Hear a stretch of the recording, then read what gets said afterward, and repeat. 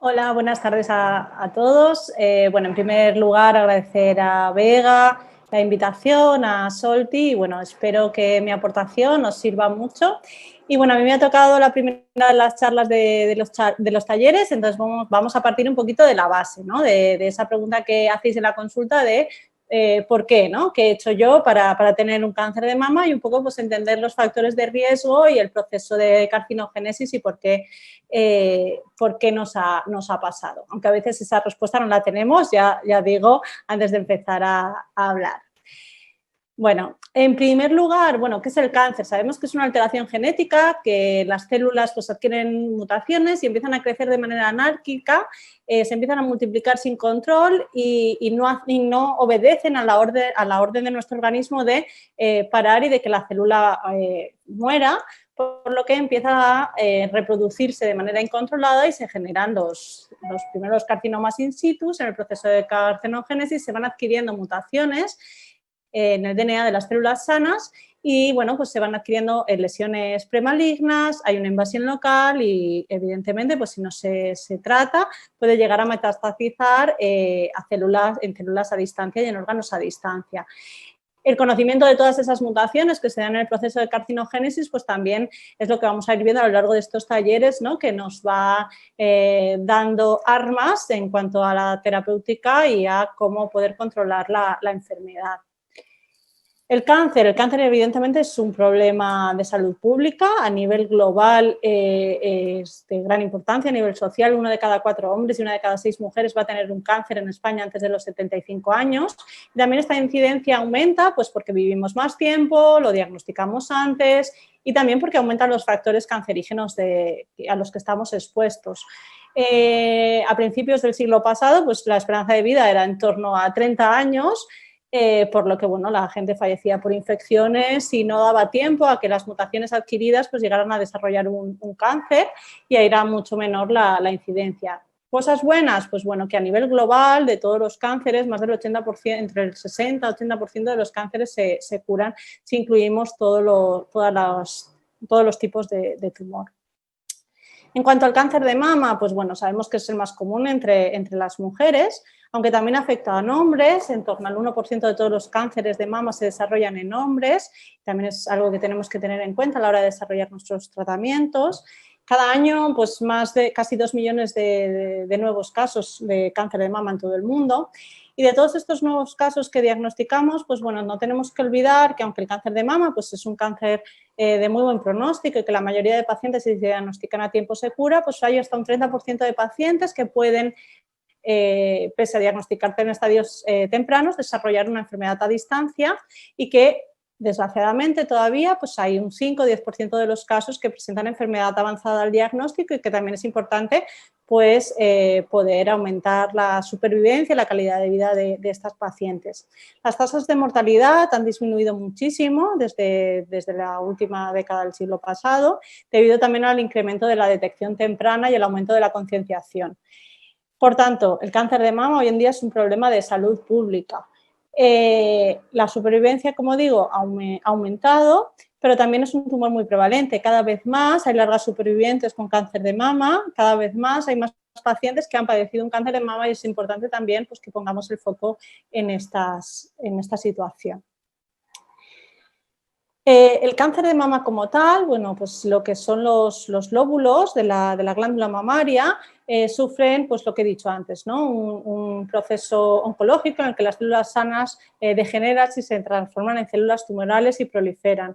Hay una serie de activación de oncogenes, de inactivación de genes supresores, alteraciones de la apoptosis, del ADN, de inestabilidad, que hacen que podamos desarrollar el cáncer y que, bueno, que haya diferentes subtipos de cáncer de mama, como a continuación nos explicará en la siguiente ponencia la doctora Carmen Herrero, que bueno, hacen que el cáncer de mama no sea solo una enfermedad, sino que son varias enfermedades y dentro de ellas pues que cada paciente tenga unas características determinadas, que es lo que tenemos que, con un buen diagnóstico y con investigación, poder dar un tratamiento más preciso.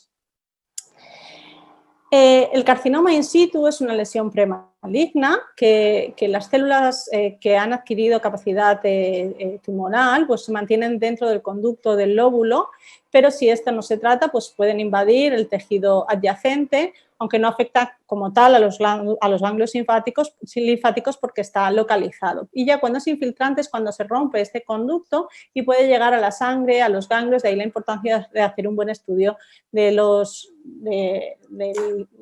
nivel ganglionar.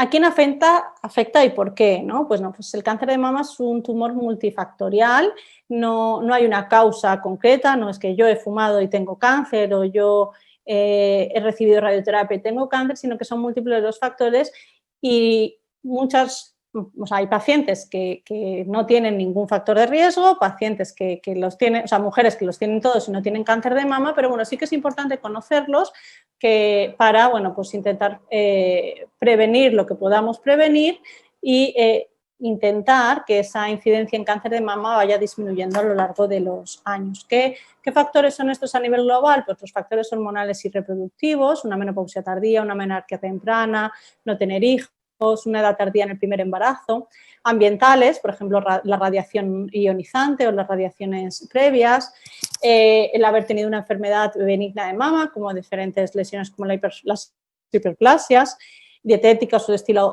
de vida, que luego desarrollaremos a continuación, y bueno, antecedentes familiares o predisposiciones genéticas que también desarrollaré a continuación. Bueno, evidentemente, si nos centramos en los factores de riesgo, bueno, todo esto está muy estudiado, pero bueno, también hay factores que todavía no conocemos, pero evidentemente uno de ellos es el género. Ser mujer es un factor de riesgo para tener cáncer de mama, es 100 veces más frecuente en hombres que en mujeres. A mayor edad también se incrementa el riesgo de cáncer de mama.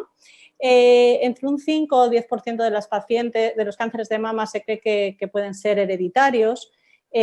A veces no conseguimos determinar cuál es el gen concreto, pero sí que también hay los antecedentes familiares o personales, pues puede haber una agregación familiar y en todo ello se está haciendo mucha investigación, y la raza y la etnia, ¿no? Las mujeres caucásicas son ligeramente más propensas a desarrollar un cáncer de mama. Tener un tejido mamario denso, que hay pacientes que dicen tengo la mama densa, también aumenta el riesgo de 1 a 2 veces más, 1,2 a 2 veces más de tener un cáncer de mama. ¿Por qué? Porque los controles por screening mamográficos, pues la glándula no se ve igual, y per se también son glándulas que tienen más tendencia a tener microcalcificaciones o a tener lesiones premalignas que puedan desarrollar posteriormente un cáncer de mama. Como digo, ciertas condiciones mamarias de carácter benigna no cancerígeno puede aumentar el riesgo de tener un tumor, como las hiperplasias atípicas de mama, por ejemplo. Exponerse a una radiación de tórax. Hay muchas niñas que han tenido en la infancia un linfoma, que se las ha radiado el tórax por otra patología, que al cabo de los años pueden desarrollar, sobre todo si esa radiación ha sido en la adolescencia, que es cuando se está desarrollando la glándula mamaria, puede aumentar el riesgo de padecer un cáncer de mama en la edad adulta. Si esta radioterapia se da después de los 40 años, en principio la glándula ya está desarrollada y no se ha observado que aumenta el riesgo de tener un cáncer de mama a posteriori. De todas maneras, siempre que alguien se ha radiado, pues es algo que tenemos que vigilar. El cáncer de mama, como sabéis, está muy relacionado con los receptores hormonales. La expresión de receptores es fundamental y tiene implicaciones pronósticas y predictivas. Pronósticas porque los tumores receptores hormonales en principio tienen mejor pronóstico que otro tipo de subtipos tumorales, y predictivas porque tenemos tratamientos concretos que van dirigidos a bloquear estos receptores hormonales, y que se ha visto estos receptores estrogénicos que aumentan la supervivencia claramente de las pacientes con cáncer de mama. En cuanto a los factores de riesgo hormonales, pues como he dicho antes, ¿no? Iniciar la menstruación a edades tempranas, por debajo de los 12 años, o tener una menopausia tardía, pues la mujer está más expuesta durante más tiempo al estímulo estrogénico, por lo que hay un aumento de riesgo. Las mujeres que no han tenido hijos o que el primer hijo lo tienen por encima de los 30 años, aunque esto es lo habitualmente, tener hijos a partir de los 30 años. Luego los tratamientos hormonales, ha habido muchos estudios y no hay ninguno claro como tal de que la píldora puede aumentar ligeramente el riesgo de tener cáncer de mama. Los anticonceptivos actualmente llevan una cantidad menor de estrógenos, por lo que son muy seguros y como tal no es un factor concreto, pero sí que bueno, pues puede contribuir y hay estudios al respecto. Y sí que hay estudios más claros en torno al tratamiento hormonal sustitutivo, los parches de estrógenos que se daban a las pacientes para la menopausia, para los sofocos, que hubo una época en los años 90 que se daban a gran parte de la población, tenías la menopausia y te daban estrógenos, pues se ha visto en los estudios que sí que aumentaba el riesgo de cáncer de mama y ahora sí que está restringido a aquellos síntomas menopáusicos severos en los que se aconseja consultar al ginecólogo y dar el tratamiento hormonal sustitutivo el mínimo tiempo posible para controlar los síntomas, pero no aumentar este riesgo a las pacientes. En cuanto al estilo de vida, esto es muy importante. El sedentarismo sí que se ha relacionado con un aumento claro del riesgo, ¿no? ¿Qué es el sedentarismo? Si te pones a leer los estudios de cáncer de mama y ejercicio, bueno, pues realmente el ejercicio físico intenso muchos de nosotros no lo haríamos, pero sí que es verdad que realizar al menos 4 horas de ejercicio a la semana parece estar relacionado con una mejoría de ese riesgo. Las dietas ricas en grasas saturadas, de origen animal y pobres en fibra también pueden aumentar el riesgo. El sobrepeso y la obesidad. La obesidad aumenta bastante el riesgo, sobre todo porque en las pacientes posmenopáusicas los niveles séricos de estrógenos se convierten los estrógenos en el tejido graso, no en los ovarios, es decir, la principal fuente estrogénica es la grasa, entonces a menor peso, bueno, pues menor riesgo. Y el alcohol, que está demostrado claramente que aumenta prácticamente 2 veces el riesgo de padecerlo. La obesidad es un problema de salud pública. En Estados Unidos el 34% de la población padece obesidad y ya se encuentra después del tabaco como la segunda causa de cáncer en el mundo, por lo que, bueno, que sí que es importante tener en cuenta que mantener una vida saludable nos va a ayudar a prevenir, incluso si ya hemos padecido un cáncer, a prevenir la recidiva y la recaída de nuestro tumor. Por tanto, ¿podemos tener ningún factor de riesgo y haber tenido un tumor? Sí. Lo importante, pues conocerlos y hacer una prevención primaria, es decir, lo ideal es no tenerlos, de tomar las medidas para que la enfermedad no aparezca. Tener todo el conocimiento de cuál es mi riesgo para evitar pues, ser obeso, hacer ejercicio y que no padezca la enfermedad. Y en caso de que haya aparecido, pues tomar las medidas para diagnosticarlo pronto, que sería la prevención secundaria. En cuanto a la prevención primaria, pues lo que he dicho, disminuir la ingesta de grasas, disminuir la estimulación estrogénica, aumentar el ejercicio físico. Y bueno, sí que es importante conocer los tumores que puedan ser hereditarios, es decir, el cáncer de mama, prácticamente el 80% es esporádico. Hay un porcentaje de pacientes que pueden tener una agregación familiar, son familias que tienen varios casos de cáncer, pero que no tienen claramente, no cumplen criterios de un tumor hereditario y solo el 5 menos del 10% de los casos se trata de tumores relacionados con los genes. ¿Qué genes están implicados en el cáncer de mama hereditario? Que muchas conoceréis. Pues son los genes BRCA1 y BRCA2, que tienen una herencia autosómica dominante y la probabilidad de desarrollar un cáncer de mama y ginecológico aumentan. Estos tumores se caracterizan por ser tumores que sean en edades más tempranas, suelen ser tumores más agresivos, bilaterales y se pueden también asociar con otros tumores.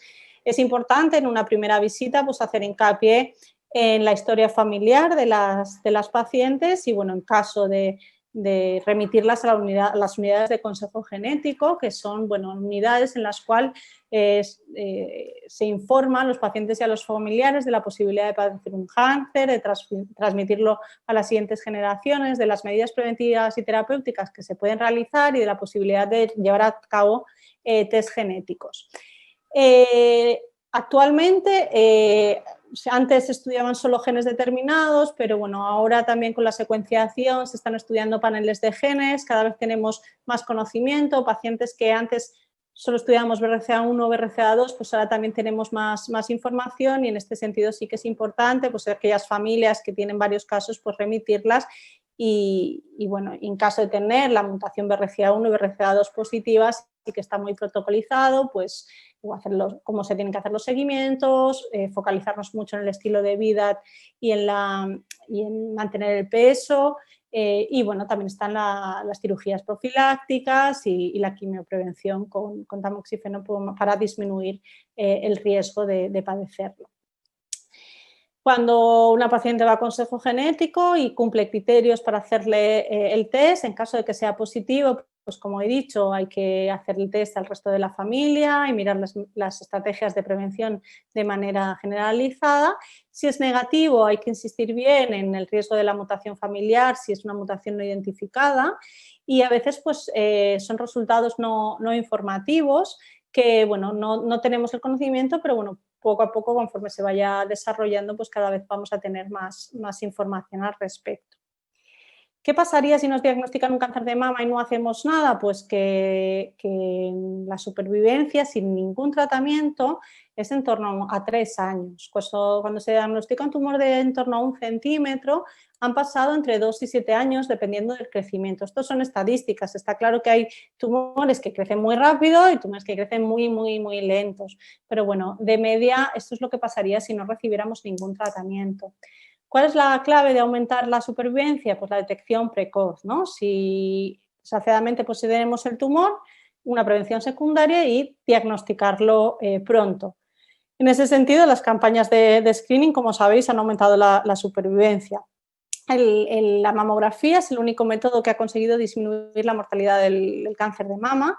La mamografía es mejor cuanto más grasa hay en la mama, mejor se ve la mamografía, por eso las pacientes muy jóvenes pues, a veces la mamografía no es la mejor técnica y es necesario hacer ecografías. Y bueno, luego también la exploración de las pacientes y el conocimiento de las mamas y luego en las mamografías pues conocer los signos de alarma, las calcificaciones, los nódulos espiculados, las distorsiones de la arquitectura y como digo la sensibilidad de esta prueba es de en torno al 90%. Habréis leído también, habréis visto que bueno, las mamografías las informan con una palabreja abajo que se llama BI-RADS. Esto es, digamos, cómo se clasifican las imágenes de mamografía. BI-RADS 1 son aquella mama totalmente normal, ¿no? Y se va gradando. BI-RADS 2 también es una patología benigna, pues una calcificación benigna. BI-RADS 3 es cuando es benigna con mayor probabilidad, pero sí que se recomienda un control en 6 meses y a partir de BI-RADS 4 pues se va aumentando la probabilidad de que la lesión sea maligna y está indicado hacer biopsias. Una de las controversias de la mamografía era, bueno, pues que no se biopsiaran, ¿no? Todas aquellas lesiones que se ven y, bueno, un poco cada vez también esto está más establecido, las masas bien delimitadas, de las mal definidas, de las espiculadas, las deformidades, si tienen lesiones estrelladas o no, las distorsiones en la arquitectura, las calcificaciones, hay muchas calcificaciones, muchas mujeres tienen calcificaciones y no significa nada. En cuanto al screening, pues como sabemos se debe realizar a mujeres de 50 a 65 años de manera unánime, se debe realizar la mamografía sin duda y el intervalo pues es anual, bianual, dependiendo de los estudios y sí que se ha visto que aumenta claramente la supervivencia disminuyendo el riesgo relativo de muerte por cáncer en un 20%.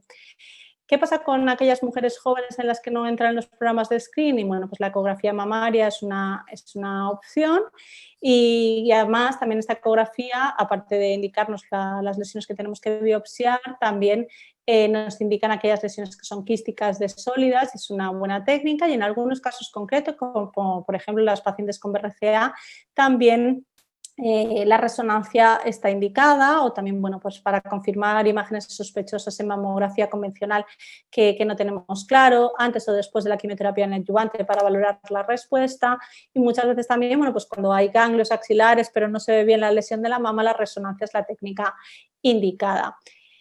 Las pacientes vienen a consulta por una lesión mamográfica que se ha detectado en el screening, o a veces por autopalpación de un tumor mamario, o por dolor, hiperestesias, por secreciones por pezón, por alteraciones cutáneas. Es importante que estemos atentas a todas estas lesiones para consultar. En cuanto a la autoexploración, bueno, pues la mayoría de veces los cambios detectados por exploración propia son benignos. Se presentó hace relativamente poco un estudio canadiense que era un análisis de varios estudios en los que se decía que la autoexploración como tal no aumentaba la supervivencia. Y ha habido mucha controversia respecto a esto, de hecho nos lo habéis preguntado en el chat. Y bueno, en principio lo que hay que hacer es sobre todo saber cómo es nuestra glándula normal, es decir, no intentar detectarnos cosas raras, sino saber cómo es nuestra glándula y ante cualquier cambio pues consultar al médico de atención primaria. Y en cuanto al diagnóstico, pues bueno, lo importante es si hay una lesión, BRAF4, una lesión palpable de nueva aparición, consultar por los circuitos creados lo más rápido posible y hacer una biopsia. No me voy a meter a explicar la biopsia porque Carmen en la siguiente ponencia va a explicar todos los puntos de la biopsia que hay que analizar para poder determinar bien el subtipo histológico de los tumores, el estadio, es decir, el tamaño, los ganglios, los estudios de extensión que hacemos para ver si hay metástasis o no a distancia, y va a explicar de manera detallada pues, todos esos factores pronósticos en cáncer de mama, tanto clínicos, de ganglios, tamaño, grado histológico, receptores hormonales, y moleculares que nos definen pues, cuál es el perfil de expresión génica de los tumores y que nos dicen el nombre y apellidos de ese tumor para poder dar un tratamiento diferenciado a cada una de las pacientes, porque como digo, hay muchos tipos de cáncer de mama y bueno, hay muchas pacientes y hay que individualizar todo lo que podamos.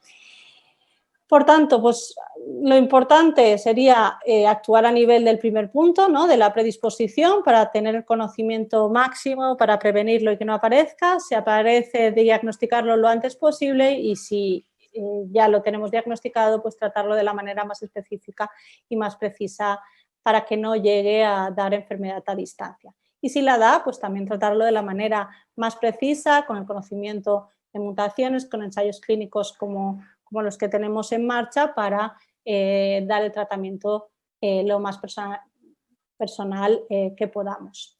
Y nada, muchas gracias por la atención. La verdad es que me gusta mucho más hablar en persona, pero espero que os haya sido claro y cualquier pregunta o duda nos la hacéis y después vamos respondiéndolas.